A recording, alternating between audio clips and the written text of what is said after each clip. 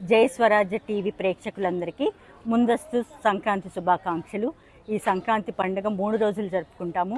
First రోజు భోగి పండుగ. భోగి పండుగ విశేషం ఏంటంటే రేగి పండ్లతో పిల్లలకి స్నానాలు చేయించి బొమ్మల కొలువు పెట్టి పిల్లల్ని చక్కగా మనము పిల్లల యొక్క భవిష్యత్తుని గురించి కూడా ఆలోచిస్తూ మంచిగా వాళ్ళ జీవితంలో బాగా ఉండాలని అమ్మవారికి మొక్కుకుంటాము.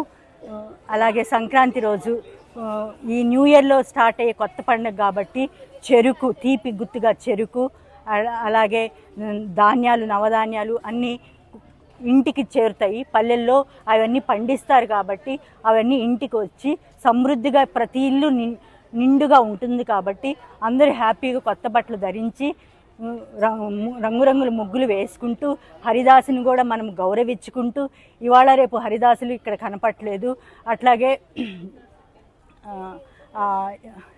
ఆవుల్ని కూడా పూజించుకుంటూ కనుమ రోజు ఆవుల్ని పూజించుకుంటూ రథం ముగ్గు వేసి, అంటే మేము ఎప్పటికీ ఇలాగే రథం మీద సాగిపోతాము అని చెప్పుకోవడానికి దాని ప్రతీకగా మనము ఈ 3 రోజులు పండుగ జరుపుకుంటాము.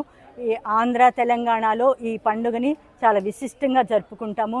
కొత్త కొత్త పిండి వంటలు, మరి ముఖ్యంగా అరిసెలు, సకినాలు చేసుకుంటాము.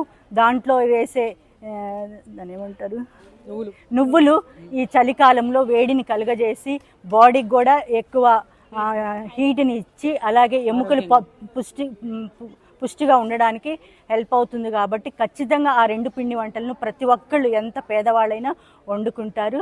సో అందరికీ ఈ కాలేజీలో మా మేడం వరలక్ష్మి మేడం మమ్మల్ని పిలిచి ఈ వీటిని పోటీలు నిర్వహించి మమ్మల్ని జడ్జెస్గా సెలెక్ట్ చేసినందుకు మేడం గారికి ధన్యవాదాలు. అలాగే ప్రతి పిల్ల ఈ ముగ్గుల పోటీలో పాల్గొన్నందుకు పిల్లలకు కూడా అభినందనలు తెలుపుకుంటూ, మరి ముఖ్యంగా స్వరాజ్య టీవీ వాళ్ళకి ఈ ప్రోగ్రామ్ని కవర్ చేస్తున్నందుకు ధన్యవాదాలు చెప్పుకుంటున్నాను.